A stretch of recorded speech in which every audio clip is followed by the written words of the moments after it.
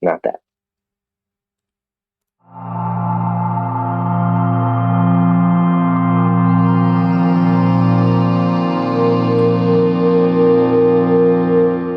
Three, two, and one. Where's my bike? How was that? Was that pretty good? I thought that was pretty good. I actually thought that wasn't too bad. That wasn't too bad. I'll give you your props. Welcome to the Squadcast movie podcast episode 4. Eventually, I will say that right without stuttering, but not today.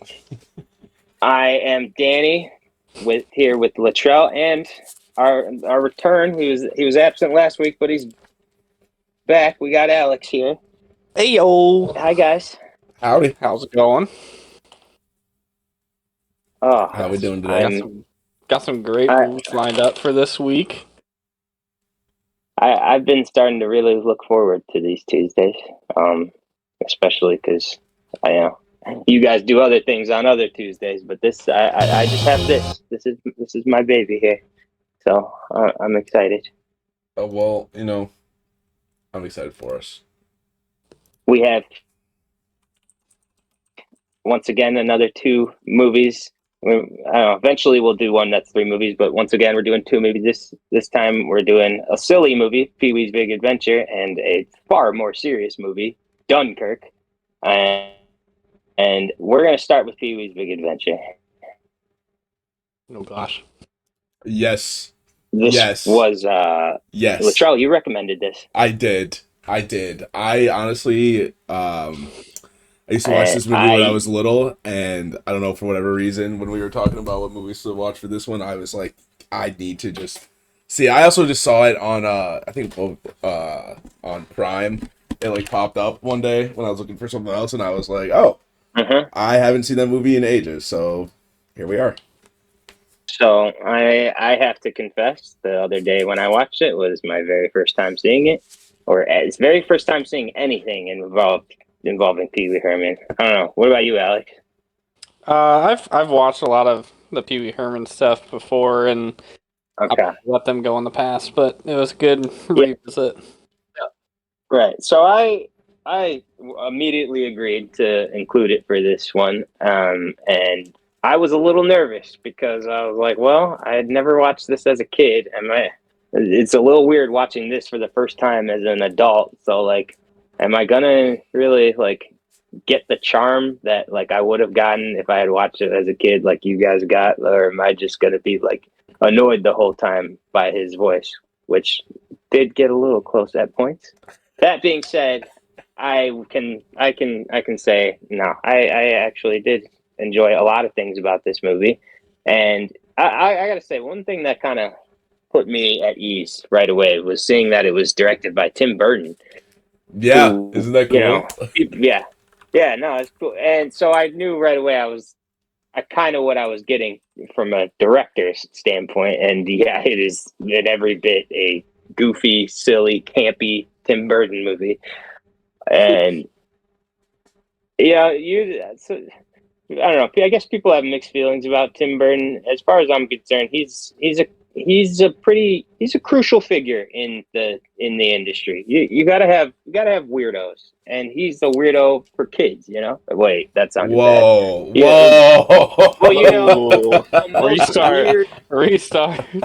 Let me restart. Most weird directors make R-rated adult movies, and he is somebody who's not afraid to make a movie that is goofy and campy and also age appropriate. There you go. I like that. I like the definition a lot better. Out there and all over the place, and he's kind of like a more age appropriate Guillermo del Toro. Is that? Would you say that is good comparison? I think that's a pretty good comparison. Yeah, I mean, I like both directors in their own respects. But yeah, no, like Guillermo del Toro. Obviously, for those of you who maybe have never watched, I don't know if that's possible at this point. I'm sorry if I offended you by saying that, but he's pretty famous. Like they're insane, and exactly who they're made for. But then on the flip side of the coin, Tim Burton is also insane, but you know what you're getting into. they have a style, and the style is goofy and out there, and it's good. As I was saying, you need guys like that in the industry, so that's cool. And it also fits with Pee Wee because he's weird.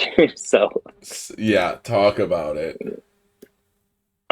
I really like that it starts with like a Rube Goldberg for his breakfast. That is always fun. I I actually love yeah, that. I've seen that clip before, I think, but Although, you know, it gets me with it that. It's like he has to reset that every day after he eats. yeah, I know. I always think about that. That's the thing with like every Rube Goldberg, right? There isn't really actually a helpful Rube Goldberg because you have to You have to you have to reset it after every. reset the Rube Goldberg every time. But they're still fun. That's why they're mostly just made just to do it, right? One of Exactly. you, if Just you to make actually it.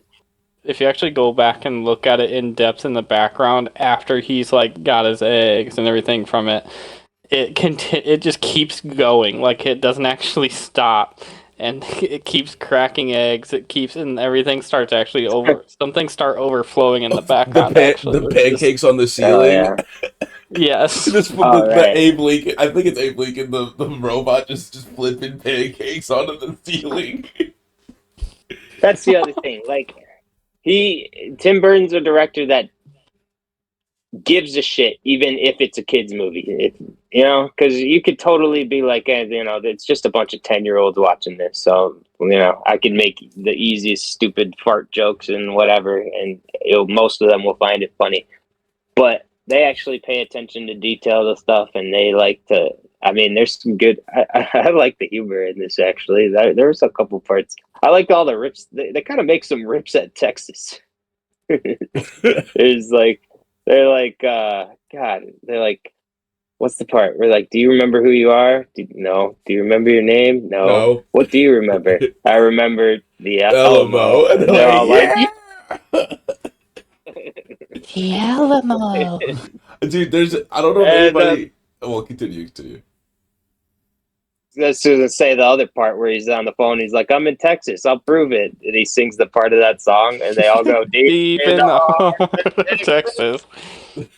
Dude, that I don't know. literally insane. And dude, you know what's something I noticed about this movie? Outside of the campy jokes and just like the absolute fun you're having with it, there was a lot of references to like other movies or like other like just pieces of Oh, film sure. and stuff like that. Which funny enough, so I haven't seen this movie in some time, but when I first started watching it, like I watched it a lot, but I was also young and watching it today, actually, I rewatched it today, and then like a week or two ago, whenever we decided we were gonna do this, um, I found it so much better and so much more funny, and I also just noticed so much more, and I was literally cracking up. My partner, she thought I was out of my mind, laughing at this, but I thought it's so funny. It's so funny.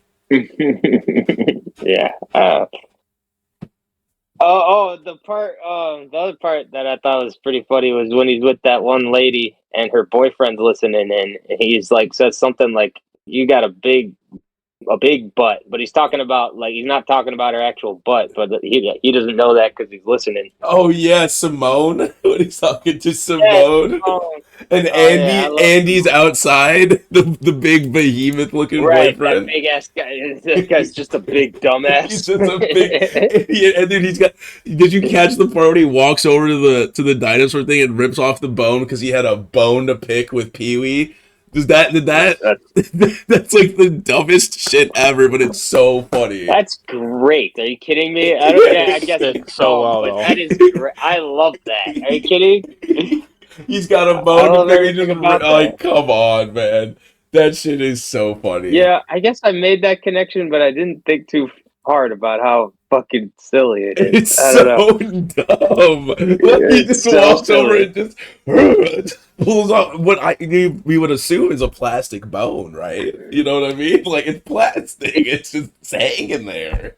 Um, it's got a good style for like what you're trying to do with a silly live action movie, where it kind of he's got a bag on a stick with the polka dots. Like there's a lot of cartoon things that are brought to life in live action here. Like, I don't know. It's kind of funny to me. I mean, even just him being dressed like that with the bow tie is so like cartoonish, and the when way he talks is cartoonish. He's basically a cartoon character. he literally, I mean, think of when he gets in the car with Mickey, the convict who cut the tag off of like the bed or whatever, and they get to the Yeah. police crossing, and he's dressed as what was her name? What was from what was it, Popeye? What was the wife's name? Oh, Oh my Shit. goodness! But he was dressed exact. I'm gonna look it up. He was dressed exactly like her, but in blue, like to Oh, the yeah, hair and that's right. everything. No, I know what And you're talking that about. That's right. had me in tears. In Yeah, and tears. the convict guy started looking at him like, like like, I hold might be on, able to. I might be able to hold swim on, this Right? way. wait a He's like, minute, hold on a wait a second. minute. You looking He kind did. of He good. was in prison. Keep in mind. He was in So prison. He was in prison. it's not that's what women have looked like for him for a little That more recently. yeah, he was feeling it. He was feeling it. That's for sure. It actually makes perfect you know what I'm trying to say. Sense. It makes It sense makes perfect sense. in terms of continuity Yes, or agreed. character. I don't know. Agreed. I like the pacing of this movie a lot because it's a shorter film. You know, it's like only an hour and a half. But being like his big adventure, it cuts to so many different like I don't even Yeah. know what this like genres, different area like time zones. It's No, it's he insane. goes across the country. He goes. Yeah. No, Yeah, it's great. It's a good travel music movie. It's in a way it reminds me a little. You ever seen Bubble Boy? I I think so. That He like rings. goes all the way from like California to Niagara Falls and just runs into like a biker gang and like and a guy who drives an ice cream truck, but is also like very Hindu-ish, like religious. I don't know. He also runs into like circus freaks. We'll add it to the list sometime. Yeah, well, it's a list. I feel like I have seen that, but yeah, it would be a good rewatch. But anyway, I, I meant to say earlier too. We're adding some Guillermo del Toro movies to the list too. Honestly, without maybe we might do Pan's Labyrinth next week, oh, next I episode. love Pan's Labyrinth. Absolutely love Okay, it. I just had to get that out there No, really that's quick. fine. That's fine. But even the beginning of this movie is so. I mean, we talked about him waking up to a Goldberg device, not only in his kitchen but in his bedroom, because his clock turns on his record player, and then he slides down a pole. Halfway down, he goes from pajamas to full suit.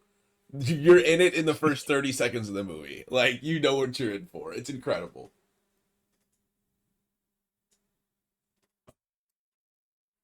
Uh-oh. It's I, I'm okay. I did cut out for like 1 second, so I did miss a little bit of what you said. I was just saying how great of a start of a movie it is, and how just the Yeah. tomfoolery immediately begins. He's got like the a wacky waving inflatable tube man as a sprinkler. Like it's just Yeah. ridiculous. It's ridiculous, Yeah, but they have a lot of fun. they do have a lot of fun. They have a real It's good time in good. the movie. He's so dumbfounded when she's like, "There's no basement in the Alamo." He calls Dottie. He's like, there was no basement at the There's Alamo. no basement. Dottie, I love Dottie. Dottie's great.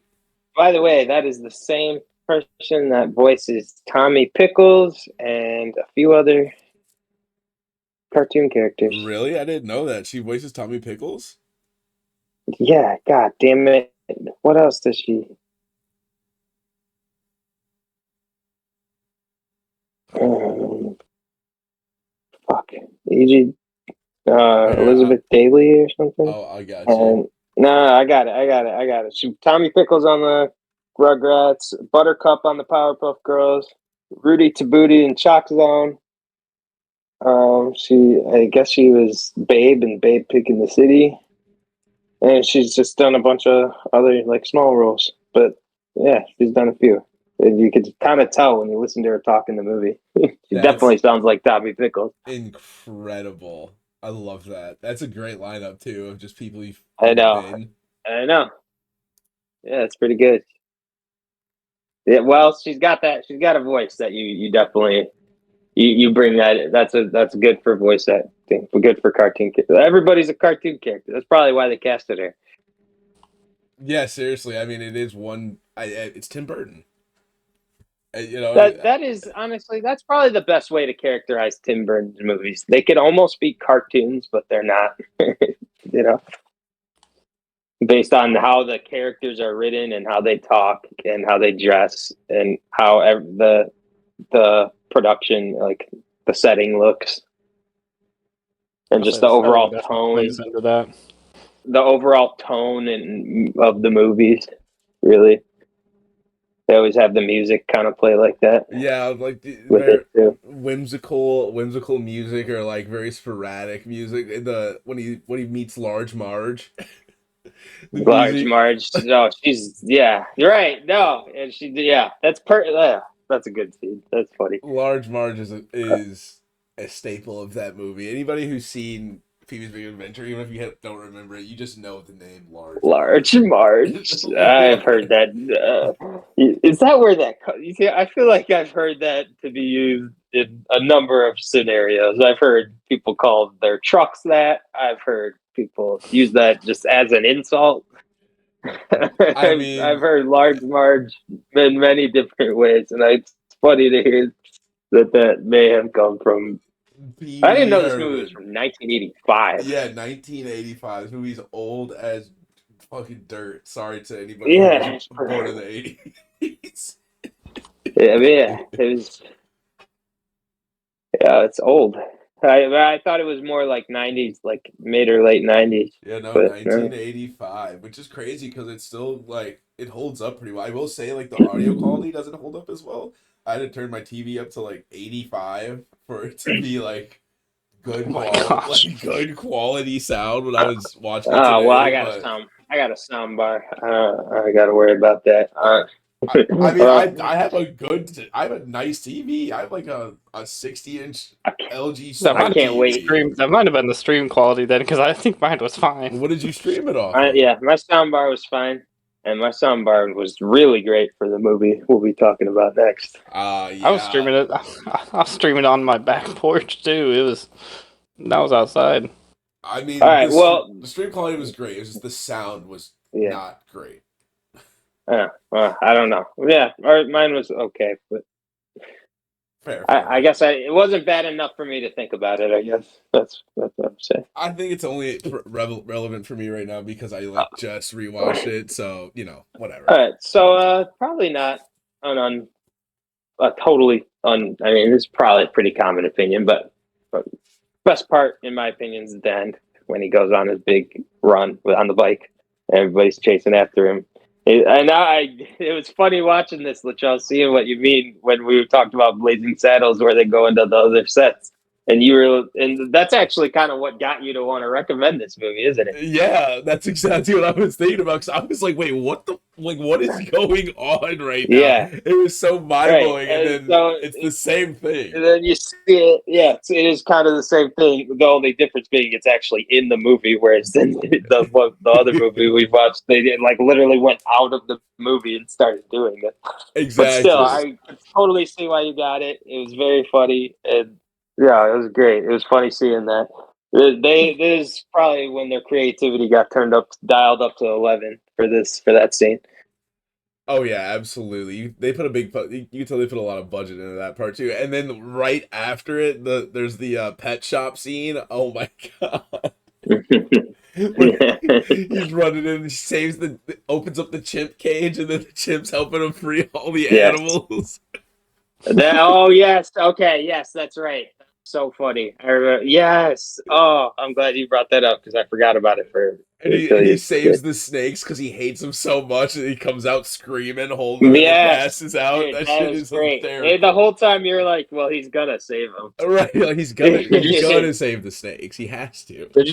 did you notice though that in that scene the dogs are tied up to the bench behind him, And as soon as like the firefighters are coming up to him, the dogs get all excited, and then they look so depressed because they don't actually go to the dogs; they go directly to Pee Wee. That's so sad. They're like, "Oh yeah, what's up, guys?" They're like, "Oh shit, wait." Damn, that was probably something that probably really happened. And And right, those dogs were that's actually sad. disappointed. Oh damn! I wish you didn't say that, Alex. Fuck. I'm just Now I'm saying that sad. was literally the one thing I noticed in that scene. I'm sure there were some people like right to the side, and the minute they ended that, like the dogs got treats and stuff. Like, they probably took care of those dogs. Yeah, they better have gotten all the treats. All the treats. They better have, because I think one of the dogs was painted. Yeah, it was the pink one. Yeah. That dog was so cute, but Speck was the best. Yeah, I don't think this was actually part of when he was on the bike, but there's a part where he's running from the boyfriend and he dresses up as a bull rider, and they pull him out on the bull rider, and he gets the world record. Yes, bull riding. It's so funny. Yeah, that was funny. And then Andy runs in and he's wearing red. The bull just chases him off like in the Looney Tunes. No, yeah, well set up. Good little payoff. I like it. Absolutely. Yeah, no, that was good. I enjoyed it. Just quality. Good job, Tim Burton. Good job. Tim Burton. Yeah. By the way, Pee Wee Herman just passed away, like, recently. So, R.I.P. Not 20 years ago. R.I.P. Yeah, so this was fun. I enjoyed it a lot more than I thought it would. Pee Wee's voice was still a little bit annoying to me, to be honest, but it's okay because even when they changed his voice when he's in his own movie, but he's that was funny. That was funny. That was great. Pee Wee Herman. Paging Dr. Herman. Paging Dr. Herman. Dr. Herman. Yeah, that was good. So good. So good. Good job. Yeah, good recommendation, Latrell. This was a fun little movie. Thank you. I appreciate it. I was hoping you guys would enjoy it. It's a goofy, fun, just... Oh, let's get to our ratings. I don't know why I said that like a game show host, but let's get to our rating.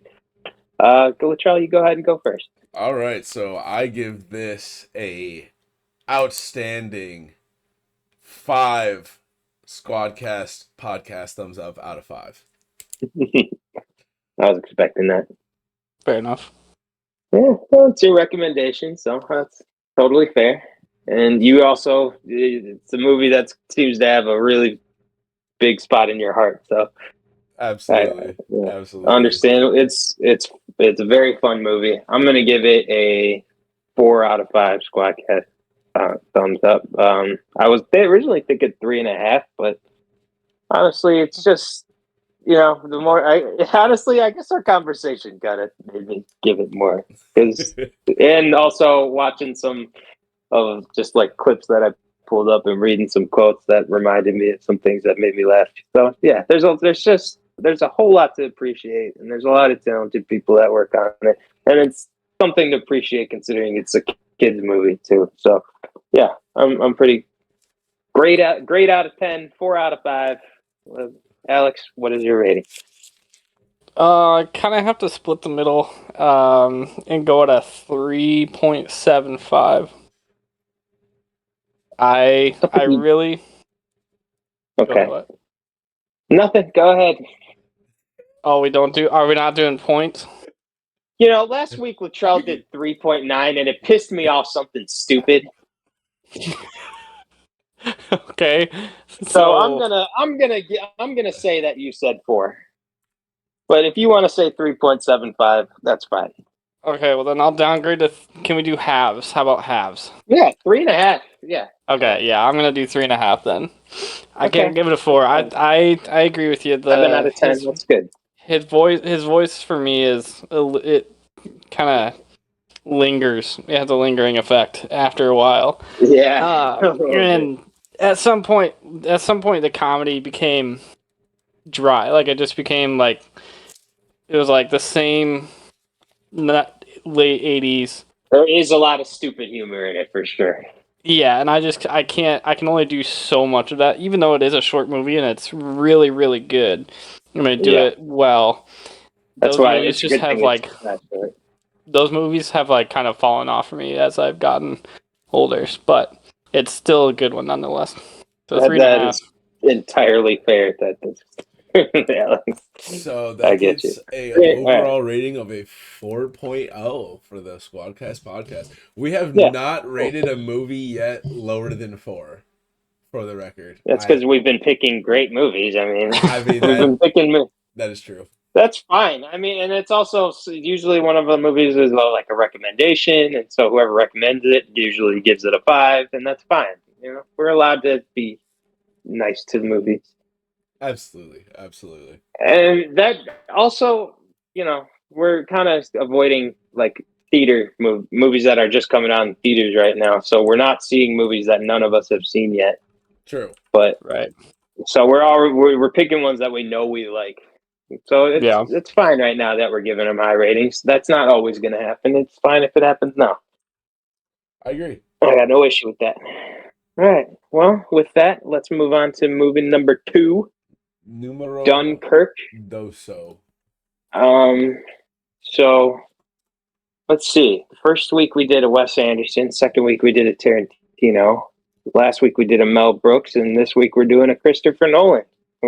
I think that's kind of been my theme with some of the movies I've picked, is that I've kind of wanted to be like something by a director that I like.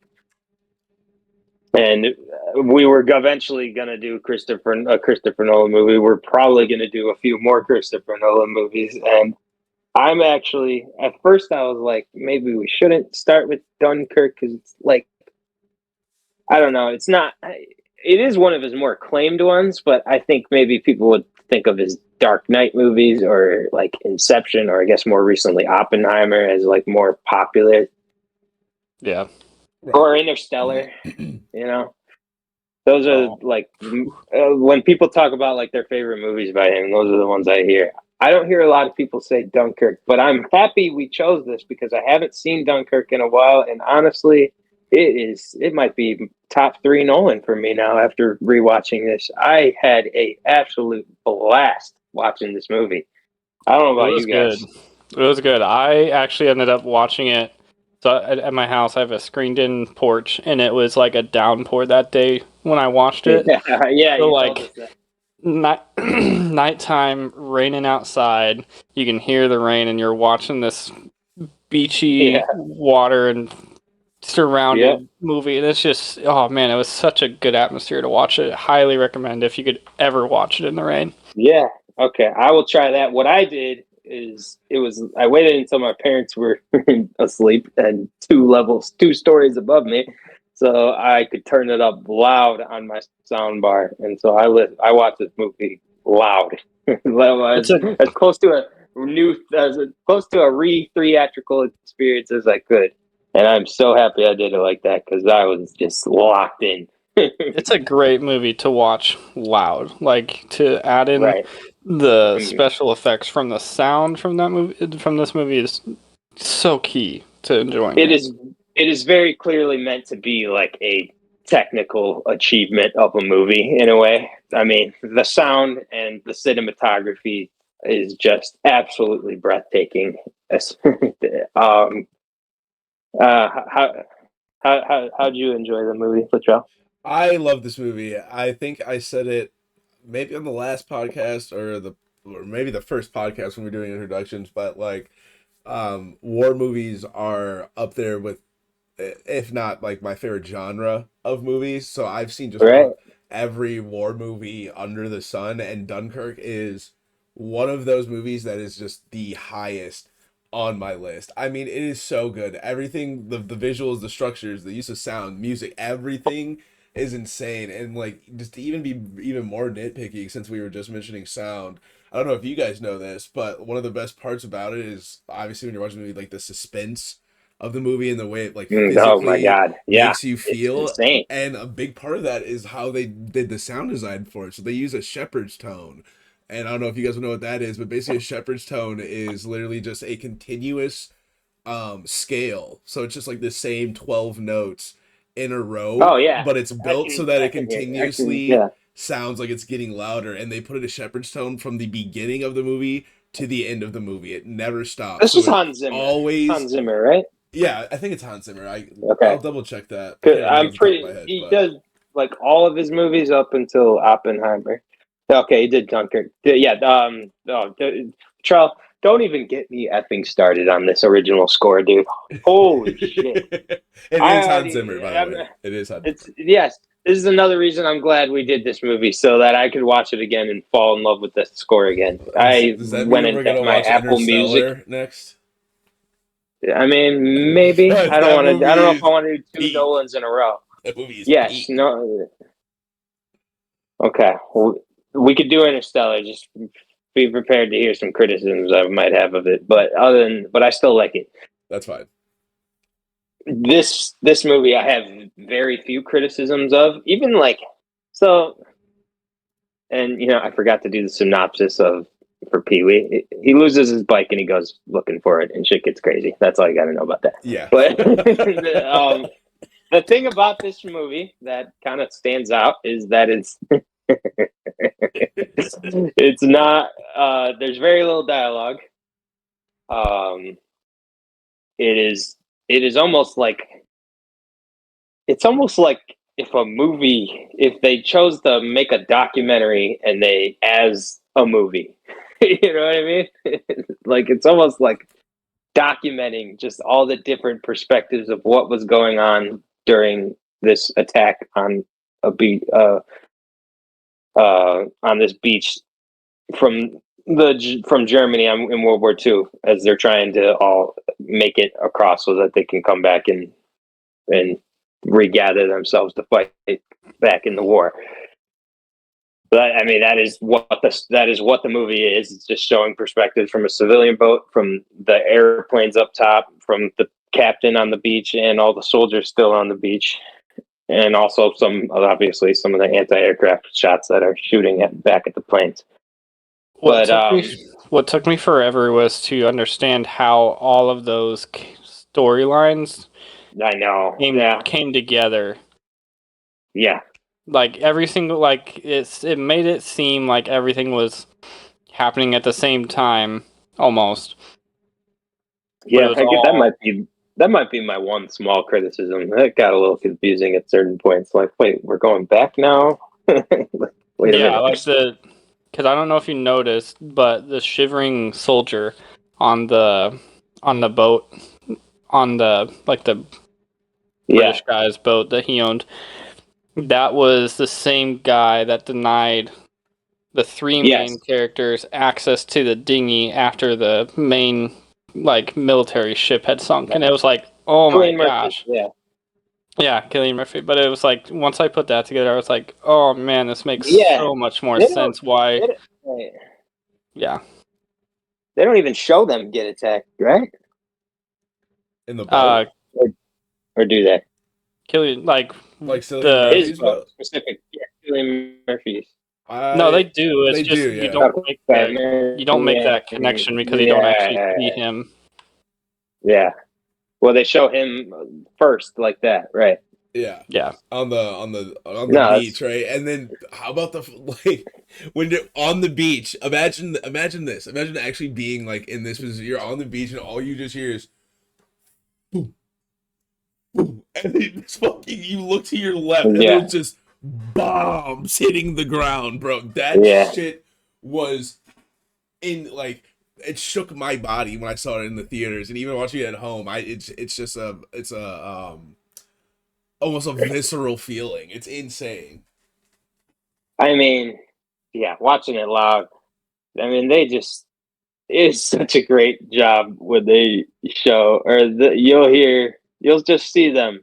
At first, I don't even know if you really even hear anything because you don't know if it sounds like any different from anything else that's going on in sound right at the moment.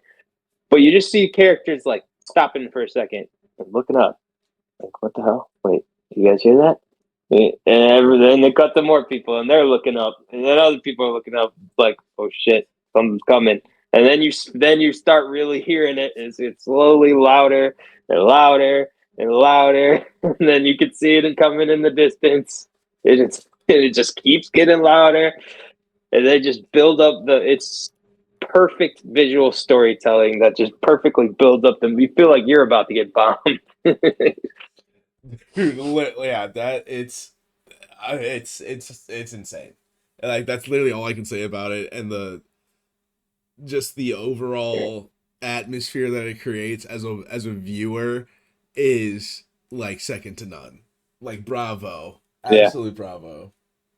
It's a very chilling movie, obviously, because of what I just described. But like even the parts like there's I don't know, there's like a part where it's nighttime and you can just hear you look out into the water and it's completely pitch black and you just kind of hear guys screaming for help like in the distance.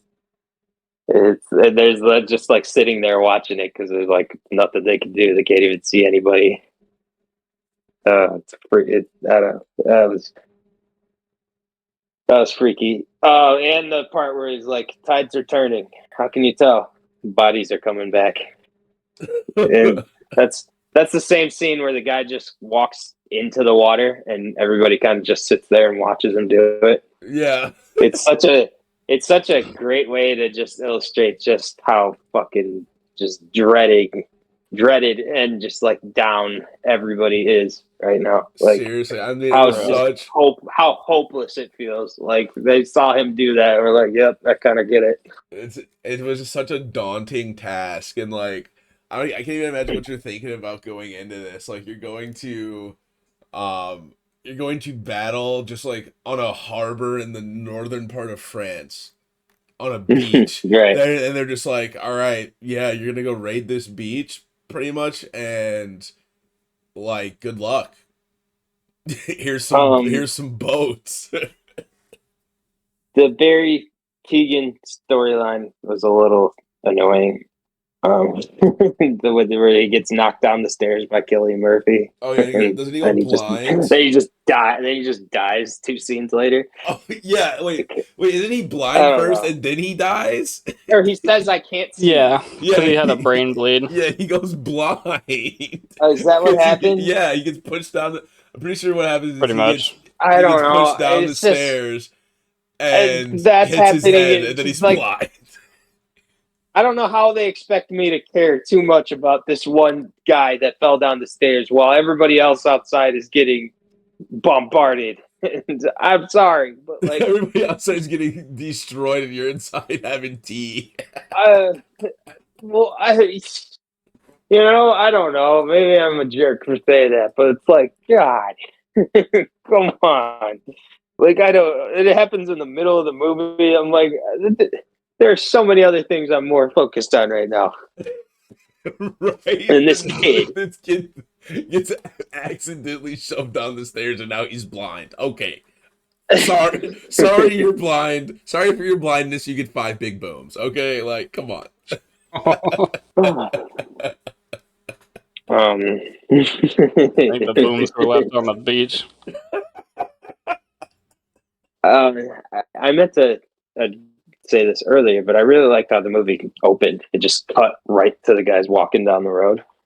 Like, I mean, you kind of hear like something building up a little bit, and then it just starts. I don't know, the movie, they just get you right into it. It's very Yeah, cool. it is a fun way to, much different than seeing titles or anything leading off or anything like that. When I see movies start that way, I almost kind of think, they probably did like write an opening scene to like introduce the movie, and they kind of just said, dude, let's just cut out the bullshit and let's just fucking start right here. Let's just get right into it. Like, I can almost hear them saying that in the editing room. I don't know. Let's just get, like, we're not really telling a whole like complex story here with a lot of characters. And the only time they do focus on characters is when the movie's annoying for me. So I'd rather. So let's just stick with the action here. I was trying to. I meant to make this point a little bit earlier. It's kind of. I mean, I like, in a way, that it's not a complex story. Like, you think, like it almost sounds like a bad thing I'm saying when I say I don't care about any of the character scenes really that much, like at least with those guys on the boat. But it's not like because it's not because like I think it's really all that like terrible or like, but it's just I think it is just the movie itself without focusing too much on it is fantastic. Like, and it kind of breaks the mold in that I think, and a lot of people talk about, hey, what makes a great movie? Like, well, you got to have a good story with good characters. But this movie isn't really like focused on like that in particular. It's kind of just focused on creating this feeling of like what it was like for these guys leaving this beach, and just it does a good job of that because it succeeds at making you feel that, and you kind of it almost feels like you are like watching the events that happened portrayed. Like I said, it's like a movie documentary. Like if you made a documentary as a movie and they wanted to perfectly show, like, exemplify how it sounded, how it looked, how it felt. It's like the old school like live war footage when they had like cameramen on the battlefield. That's Yeah, what it feels like.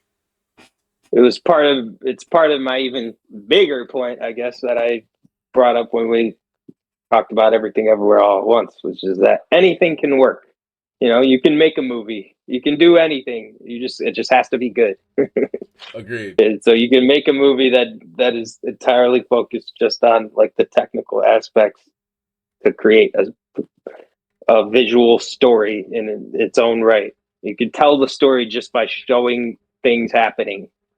You can do that. It sounds like something you're not supposed to do when you make a movie, but you can do it and you can make it work. And they kind of showed that with this movie. So that's why it gets some really big legs up for me. I would agree with that.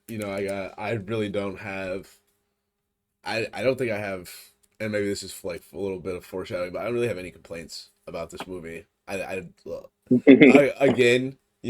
maybe a little biased because I am just an absolute fiend for war movies. But like I've seen some pretty shitty war movies. You know what I mean? Like no offense, like Okay, yeah. one of Well, that is like also Jarhead 3 or something like that. yeah. Fucking garbage. Like terrible. Like I do That not sounds like recommend anybody to watch that. did that even have a theatrical release? That sounds I like don't some think direct so. to I think it DVD. was direct to do. Like the first Jarhead, loved. I really liked that movie. Second Jarhead, Well, that it was fine, but like I got through it. I Third, mean, that isn't the like first Jarhead the only one where they actually give a shit? yeah, the first Jarhead is. I think after that one, it was just No, like seriously, it's the only no, one where, yeah. and then After in that, that one it was was just like popular. Yeah, indie creators right. just like fucking around with with big actors. Just I don't fucking know. Yeah, But this one just it's one of Nolan's shortest films, and it's on par with yeah, it is. I didn't even some realize of it his was biggest short. films. Yeah, well, it's like an hour and But 47 minutes. no, it's a good thing. It would wear off after a while if it was longer than that. Yeah, I don't know why going I think. into the rewatch, I thought it was like for something in my head told me it was like 3 hours Yeah. long, but that's No. because I was Well, thinking yeah. of like a Nolan film, and then like I turned it, I was Well, like, oh, it's an hour. Oppenheimer was 3 hours, And Oppenheimer was heat. and Oppenheimer was that was people's biggest complaint though, that it was too long. I mean, dude, I'm a fan of the Lord of the Rings, bro. Like I've seen Okay, well that's Lord 9 of the Rings. movies that are three Lord of plus the hours. Yeah, we'll be doing a Lord of the Rings trilogy episode, Lord of the and Rings, The Hobbit, definitely we'll do it. also do a Lord of the Rings trilogy and the Godfather movies are usually the two examples of 3 hour movies where you're entertained throughout the 3 hours. They're heat. So that you like just firmly entertained, so you don't really mind. I They're guess Avengers Endgame too. Endgame, yeah, Endgame's great. Endgame is great. There. One other thing I wanted to say about this movie from my notes, is I don't know about you guys, but Tom Hardy's plane, the propeller stopped. It was in the air for another 30 minutes. I swear. I swear to God. Dude, he was Dude, gliding, and I bro. feel He like was at one just he point caught maybe a they did a breeze. cutback, or like they did a cutback in time at one point. Maybe I don't know. Dude, he Or to caught a show like a breeze. different perspective of his I'm plane. pretty sure it was because of the cutback. Yes, okay, and I understand that, and that's fair. That makes it make a little more sense, but it still didn't help in terms of it feeling like for they must have, even after that cut back. I felt like they kept cutting back to a shot of him in the air, and I'm like, he's still going. Like, okay, I was just like waiting for him to hit the ground because I want to see what happens when a plane that's not even running hits the Dude, he was just or it's the defying the water, I laws of guess. physics. He was going so fast, his plane just kept going like some Tom and Jerry shit, bro. That's how you break it down. Yeah, and that's Tom Hardy. That's so funny to me. They get Tom Hardy in this and just have him talk under a mask the whole movie. Hey man, you should be in this plane. We're just gonna call you pilot. Good luck. Pilot? Yeah, Pilot. he does a good job. I mean, Yeah, he does. he like I guess that like that's there is something to say there that he doesn't do much, but what he does is still like a pretty good. I don't know. No, I agree. I agree. I mean, yeah, you can't see the guy, but he does a good job of being a pilot. I mean, he does talk at least, I guess. Yeah, you do hear his voice, but unless you like specifically knew who that was, you'd just be like, "Oh, look at this! Look at this pilot." Sorry. Yeah. Oh, that's good. Oh That's man. good. Yeah. So yeah, right. And this movie was like a list of a bunch of war movies you sent to the group chat at one point, Lachal. And so I guess it's like you call it a dual recommendation. You sent the movies, and I picked from those. Yeah, So. yeah. I happily virtual handshake on that one. I like that. Yeah, no, I'm happy we watched this one. It was definitely I sent a lot, and that's not even like the tip of the iceberg. But obviously, we have infinite time to relatively infinite time to watch any of these movies. So it's exciting times here at the Squadcast podcast. Yeah, this was cool. All right, well, I'd say we've all given. Does anybody else have anything, or should we get to our ratings? I'm good. We're good. Yeah, I think I'm pretty All good. right. Yeah, it was great. It's a good fucking movie. I'll give my rating first this time. I'm gonna give it a 4.5 out of 5. Podcast thumbs up. Hell yeah. Whatever the fuck it is. One day I'm gonna say the intro right, and I'm gonna say the ratings right, but that again will not be today. All right, well, I'll go next. I'm gonna give Dunkirk a outstanding 4.5 Squadcast podcast thumbs up out of 5, and that's how you say it, ladies and gentlemen. I will also give it a 4.5. All right. Well, that's an easy average. That's an easy average. Dunkirk gets a overall rating of 4.5 Squadcast podcast thumbs up out of 5. Pretty much everything about it except the kid that falls down the stairs. Yeah. So I think his name was Peter. Peter, you better. You get 5 big Fuck boobs, that, bud. But get on your feet, buddy, and figure it out. Okay. This is why you stay at home and stay in class, kids. You die. You fall down the stairs and you go blind. You want to just Shauna not doing anything against Hans Landa. Talk about somebody who didn't do anything. That even though he was dying, he's like, I finally did something with myself. Like, man, you just stood on a boat. You stood on a boat. Crap. You really didn't. You really didn't do much, buddy. I'm sorry. Whatever. Okay, we're being too mean now. Yeah. Okay. All right. Apologies. So. Okay. That should wrap up episode 4. Man, we made it to 4 episodes, guys. I'm really proud of us. 4 episodes deep. 4 episodes deep.